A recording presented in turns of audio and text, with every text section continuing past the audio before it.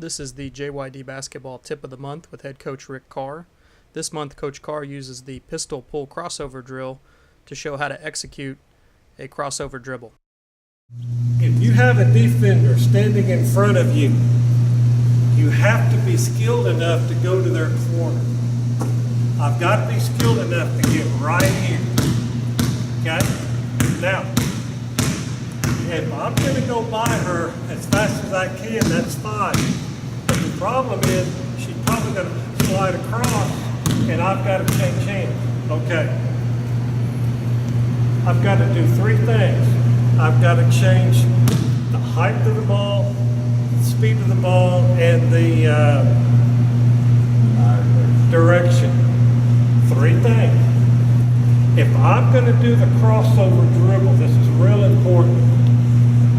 If she's guarding and I'm doing the crossover dribble, I have to beat the opposite hand.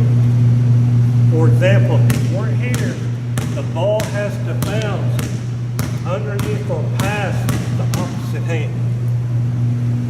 If I do this, she's a big hero and I have that flatbeditis thing.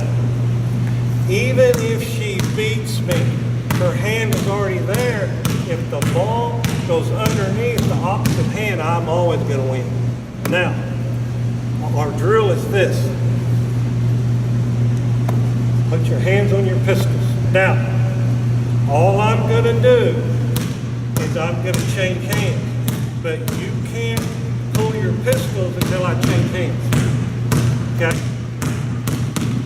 See that right there? The ball hit. Now, I've got to do three things. I've got to change the height, the speed, the direction. Ready?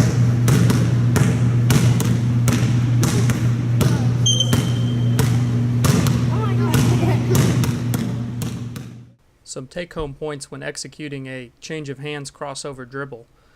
Remember to vary your speed, height, and direction. And when you cross over, make the basketball go past the outside hand of the defender into the defender's corner. When executing the pistol pull crossover drill, remember to have the defender keep his or her hands on her pistols until the ball leaves the hand of the dribbler.